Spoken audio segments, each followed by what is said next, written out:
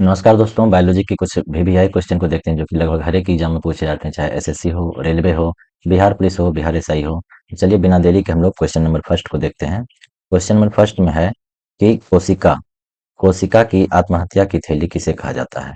तो कोशिका की आत्महत्या की जो थैली होती है उसे किसे कहा जाता है? लाइसोसोम को। लाइसोसोम को आत्महत्या की थैली कहा जाता है। नेक्स्ट क्वेश्चन देखते हैं। नेक्स्ट क्वेश्चन है हमारा क्वेश्चन नंबर 2 कि निम्नलिखित में से इसको सेल का पावर प्लांट भी कहा जाता है ना। सेल का पावर प्लांट या पावर हाउस ऑफ सेल जब कहा जाए तो ये क्या हो जाएगा? माइटोकॉन्ड्रिया हो जाएगा। राइट आंसर क्या हो जाएगा? माइटोकॉन्ड्रिया हमारा राइट आंसर है। चलिए नेक्स्ट क्वेश्चन देखते हैं। नेक्स्ट क्वेश्चन है हमारा कि कोशिका के आणविक जीव विज्ञान केंद्र, कोशिका व आणविक जीव विज्ञान केंद्र कहाँ स्थित है? तो ये स्थित है हैदराबाद में। ठीक है, कहाँ स्थित है? तो हैदराबाद राइट आंसर हो जाएगा। चलिए नेक्स्ट क्वेश्चन देखते हैं। नेक्स्ट क्वेश्चन है हमारा कि पेनिसिलिन पेनिसिलिन की खोज किसने की थी? पेनिसिलिन की खोज किसने की थी? Fleming, Fleming Leeuwenhoek. फ्लेमिंग हो जाएगा राइट आंसर, यहाँ पर दिया हुआ है उत्तर फ्लेमिंग। चलिए नेक्स्ट क्वेश्चन देखते हैं। नेक्स्ट क्वेश्चन है हमारा कि कोशिका व आणविक जीव विज्ञान केंद्र, वही क्वेश्चन सेम रिपीट हो गया है, हैदराबाद हो जाएगा इसका। चलिए नेक्स्ट देखते हैं क्वेश्चन नंबर 6 कि जीन शब्द का प्रतिपादन किसने किया था? जीन शब्द का प्रतिपादन किसने किया था? तो हमारा राइट आंसर हो जाएगा ऑप्शन बी, जोहानसन ने किया था। किसने किया था? जोहानसन ने किया था जीन शब्द का प्रतिपादन।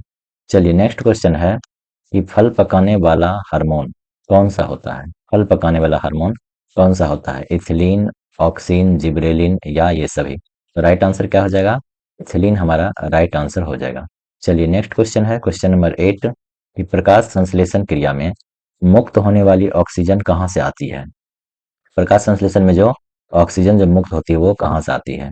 तो वो आती है जल से। कहाँ से आती है? जल से। जल में H2O होता है, यहीं से क्या होता है? ऑक्सीजन हमारा मुक्त होता है।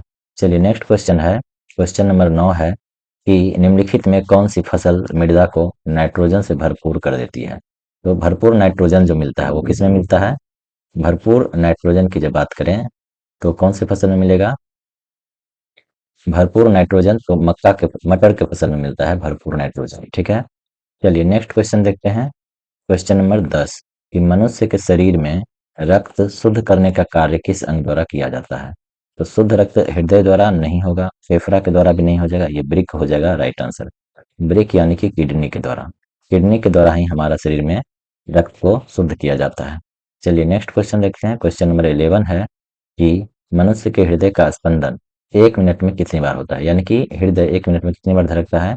तो 72 बार धड़कता है। नेक्स्ट क्वेश्चन देखते हैं।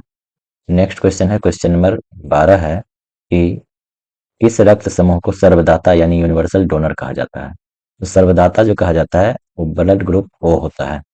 क्या होता है? ओ ब्लड ग्रुप वाले को सर्वदाता कहा जाता है और एबी वाले को क्या कहा जाता है? सर्वग्राही कहा जाता है। चलिए क्वेश्चन नेक्स्ट देखते हैं क्या है। नेक्स्ट क्वेश्चन है हमारा कि किस रक्त समूह को सर्वग्राही, वही क्वेश्चन आ गया, सर्वग्राही यानी कि यूनिवर्सल रिसेप्टर से कहा जाता है। तो ए बी ग्रुप वाले को एक्सेप्टर कहा जाता है। ए बी ग्रुप वाले क्या हो जाएगा? यूनिवर्सल रिसीवर हो जाएगा या एक्सेप्टर हो जाएगा। और ओ ग्रुप वाले क्या हो जाएगा हमारा? ओ ग्रुप वाले हो जाएगा डोनर। ठीक है, यूनिवर्सल डोनर हो जाता है। चलिए नेक्स्ट क्वेश्चन देखते हैं। क्वेश्चन नंबर 14 है कि मनुष्य में मादा जनन अंग से किस हार्मोन का स्राव होता है? चाहे एस्ट्रोजन नहीं होता है, रिलैक्सिन नहीं होता है, प्रोजेस्टेरॉन होता है।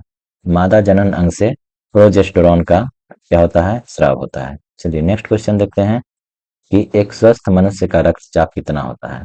तो स्वस्थ मनुष्य का जो रक्तचाप होता है वो 120/80 mmHg होता है। ये हमारा राइट आंसर हो जाएगा ऑप्शन नंबर बी।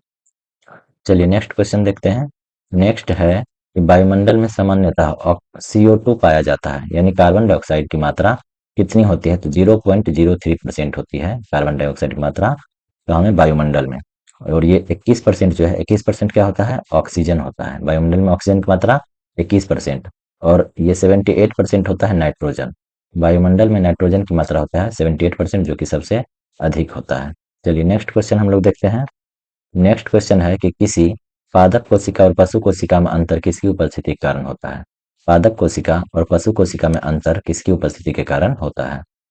तो ये हो जाएगा क्लोरोप्लास्ट। क्लोरोप्लास्ट के कारण किसी पादप कोशिका और पशु कोशिका में हम लोग अंतर करते हैं। नेक्स्ट क्वेश्चन है कि कोशिकाओं के अध्ययन से संबंधित जैविकी की शाखा को क्या कहते हैं? कि कोशिकाओं से अध्ययन से संबंधित शाखा को जो कहते हैं हम लोग साइटोलॉजी कहते हैं। क्या कहते हैं? साइटोलॉजी। साइकोलॉजी नहीं बोल देना है, साइटोलॉजी ये राइट आंसर हो जाएगा। नेक्स्ट क्वेश्चन है, टॉक्सिकोलॉजी का संबंध किसके अध्ययन से है? यहाँ पर शब्द ही है टॉक्सिको, है ना। टॉक्सिक मतलब होता है जहर, यानी कि विष से संबंधित हो जाएगा।